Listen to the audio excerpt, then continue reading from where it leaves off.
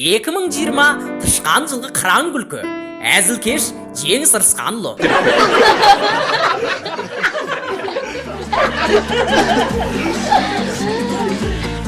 Тыңдап отырғандарыңыз 2020 қыран күлкі. Жеңіс ырысқанұлы.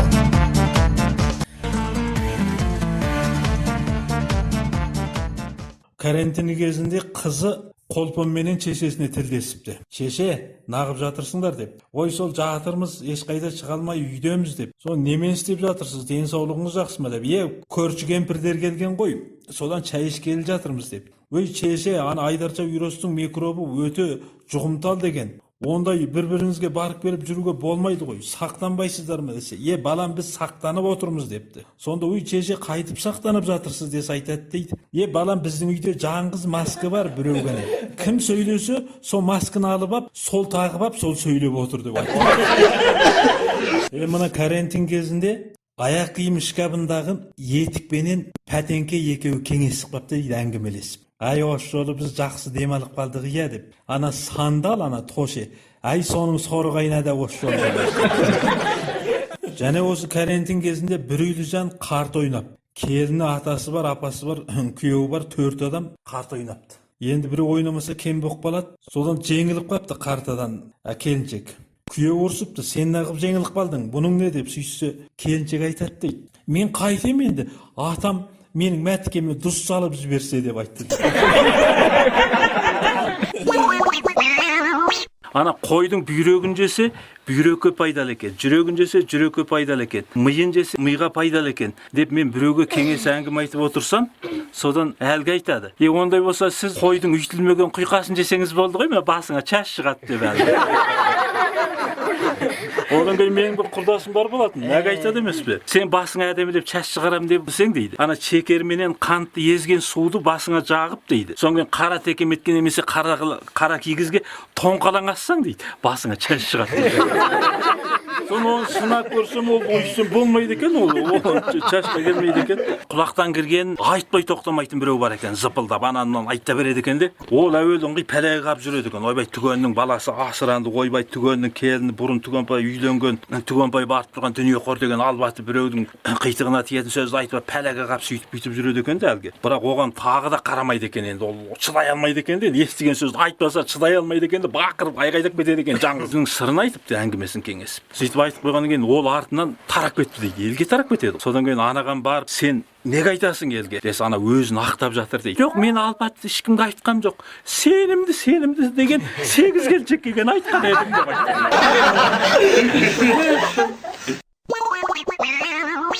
Қатыннан қорқудың 5 түрлі пайдасы. Үйленгенше айым деп, үйленген соң аю деп, үй болғанша чаптасып, үйленген соң шаштасып жүрген еркектер білесіңдер ме? Қатыннан қорқатын адам ұзақ өмір сүреді. Ол еңбекшіл болады. Еңбекшіл адам тепсе темір, тістесе кендір үзетін болады. Денсаулығы жараған аттай, көз жанары шоқтай болады. Сондықтан ұзақ өмір сүреді ол. Қатыннан қорқатын еркектің қалтасы қампайып тұрады. 60 ата 40 жезде сабақтас табақтасы, орынсыз шығымы жоқ болады. Қарны тоқ болады. Елден бұрын үй және машина сатып алады. Қатыннан қорқатын есек емес, еркек.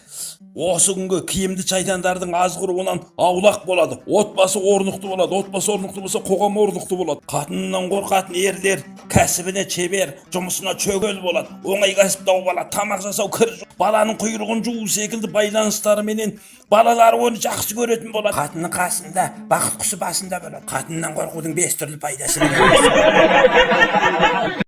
Шеше, әкем қайда кеткен? Балам, әкең бүгін құтырынып сабақтастардың бас қосуына кетті. Шеше, біз неге құтырмаймыз? Балам, сендер 1 маусым балалар мерекесінде құтырасыңдар. Біз әйелдер 8 наурыз әйелдер мерекесінде құтырамыз. Ал ерлер қай күні құтырғысы келсе, сол күні құтырады. Шеше, бізді неге қыстық жаздық каникулға таратады? Балам-ау, мұғалімдер жынданып кетпеу үшін сендерді қыстық жазды каникулға таратады. Онда неге каникулдан соң мектепке қайта жинап алады? Балам, каникулда біз ата-аналар жынданып кетпеу үшін сендерді мектепке қайтадан жинап алады ғой. Сен неге әкемді жубажы дейсің? Әкені жубажы дегенім, бала бейне таңсынға оқсайды, оны өмір бойы қорғаштап өтесің. Мұғалім сұның құңға оқсайды, өмірдегі жүрер жолында ашып береді. Шеше бейне шасың, ішіп жегеннен тартып жұмыстарының бәріне жауапты. Ал әке болса ол жубашы. Ештеңеге септігі жоқ, жегеннен басқаны білмейді. Кейде тіпті шайтандардың азғыруына ілесіп кете барады. Шеше, сен 60-қа келгенде ауырсаң да шипагерге көрсетпеймін. Балама, ол не дегенің? Неге? Кеше әкем апамды шипагерге апарайық дегенде сен жасы жеткен адам апарып қайтеміз дедің ғой. Мен де сені жасы жеткен адам деп шипагерге апармаймын. Жүгірмек, қайдағын айтпа. Бар жүгір, тапсырмаңды орында. Сен өзі шашымды ағартып болдың ғой. Түсіндім. Нені түсіндің? Нағаш апамның шашының не үшін ағарғанын. Әй, жаусың ғой сен, жаусың. Миымнан түтін шығарып жібердің ғой. Миыңнан түтін шықса, енді тіпті бықсимын деш. Күлдіргі тыңдап көңіл көтергіңіз келсе, Жеңіс ата үн қат текшесіне келіңіз. Есектің өкпесі. Әзіл монолог. Жеңіс Рысқанұлы. Адамдарға өкпеміз қара қазандай. Біз есекте не ағамыз атты міну үшін Арнаулы мектебін үйренбейсің, әншейін мене саласың. Есекке міну чопердік кінәшқасын көргендерің бар ма? Бізден шырғалаң туылмайды. Біз есектер соғып жаралап яки жазым қып кетті дегенде естігендерің бар ма? Машинадан күнде шырғалаң. Машина газ шығарып ауаны ағлаттайды, ал біз газ шығармаймыз. Машина туылмайды. Жылқы құлын, ал мен тақай туамын. Қартайса жылқыны соғымға сойып аласың. Адамдардан қожанасырға разымыз. Өмір бойы бізді мініп өтті ғой. Машинаның доңғалағын ақша төлеп үнемі алмастырасың. Біздің тұяғымыз өмір бойы сол бір тұяқпен кетеді. Бізге май сатып алып шығынданбайсың. Шөппен су болса болды. Жол асырау ақшасын төлемейсің, жылына тексеруден өткізіп әуре болмайсың. Аунап кессек ештеме болмайды, ал машина аунап кессе қабысып қалады, адамдар жазым етеді. Біздің терімізден кәли өндіреді, аяқ киім тігеді, ескі машинаның қаңылтыр үйіліп қаңсып ортаны бұлғайды. Біздің құмағымызды тезек ретінде жағуға болады, немесе күйіс қайтаратын жануарлар азық етуіне де болады. Ал машинаны не дейміз? Біз еңбекшілміз, қыста суыққа, жазда ыстыққа шыдаймыз, аштыққа да тоқтыққа да шыдаймыз. Көп адамдар жылқының қызығын сезбейді. Арғымақ атқа мініп кең дүниеге шалқығанға не жетсін? Адамдар бір-біріне кектенеді, өшеседі, қастық істейді, ғайбат айтады, етегінен тартады, қызғанады. Ал біз қызғанбаймыз, өз алдымызға жүреміз. Ай адамдар, сендерге не дейін? Айына 8-9 күшік табатын тышқанда күшігі бауырын көтеріп, жем теріп кеткенше бағады ғой. Ал кейбіреулерің нәрестелерді далаға тастадың. Бізді тақайымыз қасымызда. Сендерде көзі жасы, көкірегі черлі тірі жетімдер қаншама. Біз қырғындау шығаруды бәсекелесе жасап, біріміз қан жоса қылып қырдық па? Алып техникамен ұлы табиғатты ойрандадық па? Біз есектер пілтісінен әсем бұйым жасап алдық па? Басқаны қинап рақаттанатын жендеттер де бар. Бұқабай құсты чәншқымен чәншіп өлтіріп көңіл көтердіңдер. Әй адамдар, кейде бірін-бірі есек екенсің деп боқтайды. Ашығын айтайын, кей қылықтарың біз есекке де жетпейсіңдер. Әй адамдар, кейбіреулерің жауыздықты істеп аласыңдар да, бізді шайтан азғырды деп, пәлені жоқ бір нәрсеге жаба саласың. Ей оңбаған арам есек, шайтан түртік біле ме? Арбаны ұнатасың, өз жолыңмен жүр. Қазақша қуыршақ іздесең. Жеңіс ата үн қат текшесіне келіңіз. Балалардың әкесі жоғалып кетті, арақ ішіп оталып кетті. Күйеуіңнің бүгін айын тәптештеп айтып берсең. Аузының сасығынан аюталып қалатын. Байпағын шешкенде чыбындар өліп қалатын. Ақыл кеңес оң құлағынан кіріп, сол құлағынан ағып кетеді. Үйге қарамай лағып кетеді. Аузынан ақ ит кіріп, көк ит шығатын. Арақты көрінген жерге тығатын.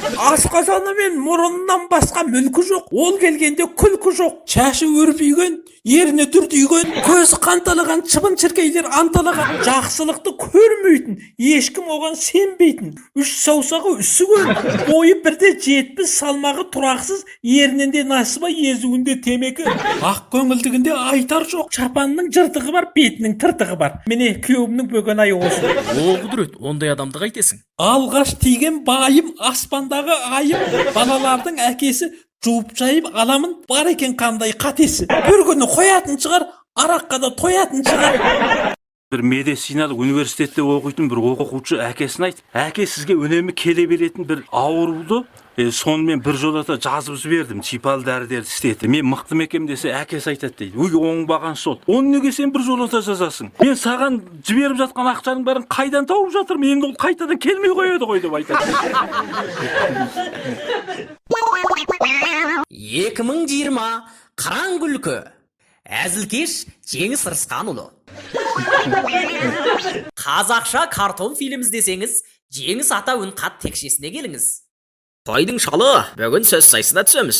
Қойдың жалы деген сөз жоқ. Мен мүйізі қарағайдай қошқарым. Қатыныңмен бірге түссең де жеңілесің. Ой ақымақ, қасқырдың ұрғашысын өлексін, құртқа шулан дейді, күшікті бөлтірік дейді. Сөз сайысын бастады ма онда? Келін түссе де қойдың соры, кісі өлсе де қойдың соры. Есі шыққан қасқыр ешкіні апа депті. Екі қошқардың басы бір қазанға сыймайды дейді. Ілмеген қасқыр ит біткеннің мазағы. Тойған соң тоқтының еті топырақ татиды. Бөрі арығын білдірмес, итке жүнін қампитар. Итті айтпа, ол сатқын. Тарта жесең тай қалады, қоя жесең қой қалады, қоймай жесең не қалады? Жәутік қасқырдың дәмесі қашқанаңның ең алдындағы қайқы мүйіз көктекеде. Ақсақ қой түстен кейін маңырайды. Ешкіге шарап берсең, қасқырдың есебатын тексерер. Қасқырдың аузы жесе де қан, жемесе де қан. Қошқардың ені түседі деп, қасқыр аштан өлді. Мақал мәтелді қайдан үйрендің? Мен қазақтан үйрендім. Болды, келесі жолы болсын. Бір қазан жағы сасық бететін жеңгеміз бар болатын да, соны ол ашқан ашты да, асқана. Өкіметтің талабы күйінше бір пікір дәптерін қойып қойыпты дейді. Пікір дәптерін қойса, бір күні барсам, әгі пікір дәптеріне ел мынандай сөздер жазып қойып та. Мынаны тыңдап көріңіздер. Біріншісі біреу жазыпты дейді. Тісім нашар еді. Құм қиыршықтарды аз салсаңыз екен деп қойды. Енді біреу жазып қойып дейді. Маған тамақ керек еді. Ашпаздарың бұрын ыңғай малға жем беріп жүрген адам ба деп. Енді біреу ашқаналарыңнан үнемшілдіктің жаңа түрін білдім. Түскі тамақтан қалған таңертеңгі тамақтың мәнтісіне еттерін теріп түйіп бере салады екенсіңдер ғой. Енді біреу қуырмаш салатын ожауларың құлақ шұқитын ожаумен бірдей ме деп жазып қойды дейді. Беріп отыр ғой. Енді біреу жазыпты дейді. Шыбынды бөлек тақшаға салып қойсаңдар болғандай екен, қажет болса өзіміз қосып аламыз. Енді біреу жазып қойыпты дейді. Ана мен құс емеспін ғой, тамақты құмменен бірге жейтін деп жазып. Бір топ жігіт пәле шығарыпты да, бір районда. Соны әгі жігіттердің біреуін есік қаратып қойыпты да, әгі жігіттерге бір ақсақал забап жүреді екен. Ақсақал келе жатқан кезде анау айтады екен: азаматтық куәлігіңді шығар сен. Азаматтық шынбенжіңді шығар, азаматтық куәлігіңді. Деп сөйтсе әгі шал айтады дейді, андарға забап жүрген айтады. Ей, чатақты сен шығарсаң, азаматтық куәлікті мен шығарсам бола ма деп айтты. Бір тауық жастықты құшақтап алып жылап отыр дейді. Құдай-ай, мынаның ішіндегі бірақ менің шешемдің жүні ғой, Құдай-ай деп айтады. Сөйтсе бота айтады, түйе айтады дейді, түйе. Ей, сенің күнің жақсы екен. Ана адамдар біздің жүнімізбен бірақ байпақ қып киіп алды ғой, мына байпақ. Бір жігіт екі күн арақ ішіп, ары қарай тамақ іше алмай асқазаны шағылып кейпі кетіп бір тал бітпегені су ішіп сөйтсе апасы айтып жүр дейді: мына арақ деген бір тоқ тамақ екен ғой, балам 2 күннен бері тамақ ішкен жоқ.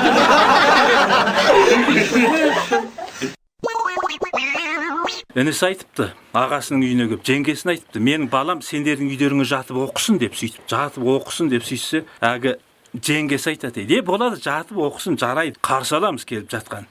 Бірақ та ана ағаларың мас болып келген кезде біз күн болса күн қашамыз, түн болса түн қашамыз, жаңбыр болса жаңбырлы күні қашамыз. Балаң соған шыдап бізбен бірге қашса болды ғой деп айтты.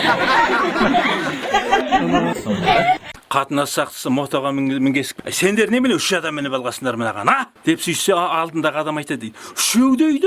Бір қарап айтады: ой, ана арт жақтағы шешелерің қайда түсіп қалған дейді.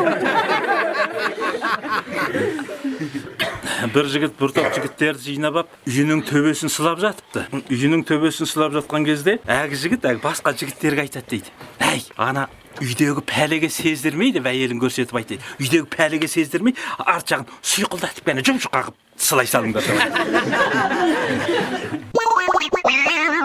Мына жаңадан бірақ бейқұт үй салып берді, бірақ моншаны дайындап берді. Сонда біреудің әкесі моншаға түспейді екен де. Бұрын жайлауға шыққанда бір өзен бар екен, сонда бір түседі екен. Қайтен келген кезде бір түседі екен. Ауылдың кәдірдары айтады екен, сендер бір 2 айда бір моншаға түссіңдер. Енді бір жолда бір аптада бір түстесе сендер өте қиналып кетесіңдер, оған үйлесе алмайсыңдар сендерге деп сөйтіп. Содан кейін біреу айтады екен, енді бір кәдірдар келеді. Сен енді ана истеніп тұрсың, мына моншасы бар, үйіңді әпеден жөндеп берді. Сен моншаға түс деп әгіні күшпенен моншаға түсіреді ғой. Моншаға кіріп кетіп, содан кейін әгі 5,5 минутта шығып кетсейді қайтадан. Ой, сен 5 минутта қайтып шомылып болдың ғой сен. Кір әптен шомыл, кір әптен. Мына сабын езілгенше шомыласың сен деп әгіні қайтадан қуып тығады ғой. Адамды ақ жем қып қайтесің дерей деп әгі сөйтеді дейді. Соның ішіне кіріп кетіп, бірақта су сарылдап тұр дейді. Су сарылдап. Ақырын әгі әйелі қараса, ақырын бейсе. Әгі бұрышта бұғынып ап, сабын дезеп бұрышта отыр дейді. Бұғынып отыр.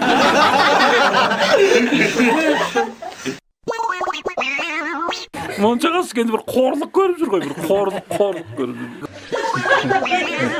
Қазақша картон фильм іздесеңіз, Жеңіс ата үн қат текшесіне келіңіз. Көрші жігіт жеп жеңіл ғана іш киімдеріменен далада күн суық дейді енді даладан сонда бүрсектеп бүйтіп тұр дейді. Соның қарай амансы болған жақсы. Мына нағып тұрсыз. Мына кілтті үйге тастап кетіп, содан кейін әйел мәзір келеді деп сөйтеді. Біздің үйге кіріп жылына тұрмыз, дала суық қойса. Әзір келеді, таяқ қал деп. Содан көршісі кіріп кетсе, әгі жігіт ақырын есіктің қасына барып айтады дейді. Кемпір, мен кемпірігімді таныдым ғой. Алдыңа түзелейінші, есікті ашшы деп айтады. Біреу балық көлшігіне құлақтандырып шығарып қойыпты да, егер мына көлшіктен ешкім балық ұстай алмайтын болса, онда бір тауық беремін. Бірақ ана көлшіктен балық аулау ақысы дүзген дейді. Оны елдің барлығы, ой, біз балық ауламасақ, ол пайдалы болады. Егер балық аулай алмасақ, онда дүзгенге бір тауық береді деп, соны әгі балық аулайтындар көбейіп кетті. Анау дардай ақша тауып сөйтіп, соны күнде көп балық аулап жүрген біреу бар екен, бір тауық алып кетеді екен, қуанып кетеді екен, елдің бәрі мәз ғой. Соны әгімен сырласып, әгі пикеңнен сірәден біраз жібап кеңесіп отырып, әге сырын айтады дейді. Әй деп айтты. Мына көлшікте балық жоқ деп айтты дейді. Анау айтады дейді. Балық ауласа деп айтты ғой. Мен тауық сататын адам едім деп айтты. 2020 тышқан жылғы қыран күлкі. Әзілкеш Жеңіс Ырысқанұлы. Бір жігіт айтады дейді, мен жақыннан бері сондай ұмытшақ болып кеттім. Қалай ұмытшақ болып жүрсің, ол немене болды десе, анау айтады, мен бір сымбатты сұлу біреулерді көрген кезде үйімнің бала шағамның бар екенін ұмытып кететін болды. Біреу базардан бір сөйлейтін тоты құс сатып алыпты. Үйіне келген соң әлгі тотыға әке деп айт, мойнынан қылқындырып, әке деп айт, осы сөзді айтасың деп, әке деп айт деп, әлгі тотыға сөйткен екен, ол айтпай қойып, бірта сөйлемей қойыпты. Мұнан қордың қарашы, мына сөйлемейді екен деп, біраздан кейін тауықтар дегенің бақырып шақырып кетсе дейді тауықтар. Соң ақырын барса әгі тоты барып ап, бір қораздың кеңірдегінен қысып айтып жатыр дейді. Әке деп айт. Бір Болат деген кісі бар екен, сырттан көшіп келген адам екен. Есігінің алдында жаңғыз терегі бар, үй сатып апты. Содан кейін әгі ауылда бір қанша Болат бар екен дейді. Жаңғыз терек болады дейді екен әгіні. Жаңғыз терек болады деген кейін, мына ат қойып алғанын қарашы, осы теректің қорды қойды, ортан белінен теректі кесіп тастап. Содан әгі чолтиып қалды емес. Содан кейін оны чолақ болады дейді екен әгі де. Мұны иттердің қордығын қарашы деп. Содан әгі теректің әгі чолақ оны чұңқырайтып отырып қазып тастап лақтырып жіберді. Сөйтсе елдер бір бағақ келеді дейді, көрсе чұңқыр болады деп айтты дейді. Мынадан қайда барсам осыдан құтылмадым ғой, ат қойғаннан деп. соңына қашып, мынау құрылыстың мына жағында бір жерге барып, тағы бір жерден үй салып алып, сол жерге отырып. Сөйтсе бір бағақ кепті дейді. Қараса бүйтіп жазып қойыпты дейді. Қашқын Болатқа тиісін деп. Дашаға барған біреу айтып, класс мұғалімдер бар, сабақтастарына айтты. Әкем мені бір сиырын сатып, содан оқытты деп. Осы ақшаны жіберді деп, сөйткеннен кейін, ой, мына байқұс қолбал енді малшы болса жағдайы қиын екен ғой деп, сабақтастар ақша жинап берді. Бірінші жылы оқу қаражатын төлеп қойып. Екінші жылы оқу маусымының ортасына келгенде айтыпты. Әкем маған 2 сиырын сатып, содан ақша жіберді деп сөйтіп. Соң ой, мына байқұстың бейшара тағы қиын болған екен енді малшы болса енді деп әгі жан ашып, бәрі тағы ақша жинап, оқу қаражатын тағы төлеп қойып дейді. 3-ші жылы айтты дейді. Әкем тағы 2 сиырын сатып, маған киім алып, компьютер алып бермекші деп сөйтіпті дейді. Соң оған тағы ақша жинап бір компьютер алып берді әге. Соң 4-ші жылы класс мұғалім бар басқалады. Әкем тағы да бір қанша сиырын сатпақшы деп сөйтсе, класс мұғалім мен оқушылар сұрапты емес пе? 4-ші жылы сұрап. Сонда әкеңде қанша сиыр десе, анау айтады, әкемде 2000 сиыр бар еді. Бирөө бир хайванат жыйнап алып, хайванаттар бакчасын ачыпты. Сонун белет багасын 200 уян деген экен, ешким келмей койду. Содан 150 уянга түшүргөн экен, тагы да ешким келмей койду хайванаттар бакчасына. Сонун 50 уянга түшүргөн экен, тагы да адам жок дейт, көрөтүн адам жок кирет. Содан кийин келген барлык хайванаттарды мен тегин көрсөтөмүн сендерге деп. Сөйткөн экен, эл каптап кетипти. Шин көрөтүн адам көбөйбөй алдында көрмөй жүргөн. Баары бала чагасына эрип кирип кетет го. Содан бирок да ана жактагы бир жолбарысты кое берипти дейт. Кое берип, сонун элдин баардыгы бирок качып келет го. Сүйсү айтат дейт. Эсиктен чыгып акысы 200 yen деп айтты. Bir emkanaga bir katlı kuyup jaralanıp kalgan biröwdü alıp kepti deydi. Sonuň äginiň mına terisi endi biraz kuygan eken deydi. Kuyup soňra ägi rentgenге salıp görüp aýtdy. "Ay, mına sen kuygan gözde bu kalay bu? Seniň etim kuymay ana süýekleriň bir talay sınıp kapdy goý, kül bolup sınıp kapdy goý" dep süýtipdi. Süýse ägi kuygan adam aýtat deydi. "Oýbay, meniň üstüme ot ketip kalgan kezde bäri kapdap meni kürek menen söndürdi emesmi?" dep aýtdy. Kan basımdan jığılıp kalgan bir kariya var eken deydi. Soň ägisiniň kolu bitip dirildep turady eken, bitip toktamay. Soň sogum soýupdy körçüsü. Soň barlygyn kömekке çakyryp süýtüp gönüňe kolu bitip dirildep turgan kariýany o kişi de gelsin kömekleşsin dep. Godaýa kan basym hep bitip oturgan keypim mına men kaýtyp baryp kömekleşem dese, äge bala aýtat deydi. "Äkem sizge kelip ana yetke duz sepsin" dep aýtdy. Қазақша әзіл қалжыңның қайнаған жері Жеңіс ата үн хат текшесі. Әзіл оспақ, Негірнан, Аптуру Жеңіс Рысқанұлы, дыбыс бергендер Серікбол Ниязұлы, Қанай Шәріпқан қызы. Чеше деймін, чеше! Ойбай, мынау менің ұзатып жіберген қызым ғой. Түрі жаман. Бірдемені бүлдіріп келген ау. Қызым, не болды? Мені күйеуім ұрды. Қолының тізесімен тепті. Әй, әңгіме сенен шықты. Чолжаңдатпауым керек еді. Әл айтшы, не болды? Күйеуімнің мамасы маған сүт пысыр деді. Енем де, енеңді апа деп айтасың. Ойбой, малдардың мамасы нене дейді ғой. Құдағи десем болмай ма? Жоқ, болмайды. Мен сүт пісіріп тұрғанда сүт томпайып кетті емес пе? Сен нағып тұр едің? Мен телефон ойнап тұрғам. Тағы не болды? Бол бір. Одан кейін бір кісі есік қақты, танауының астында сақалы бар екен. Мұртты кісі? Мынау кімнің үйі деді. Мен мынау Тоқтайдың үйі деп едім. Мұртты кісі қайсы Тоқтай?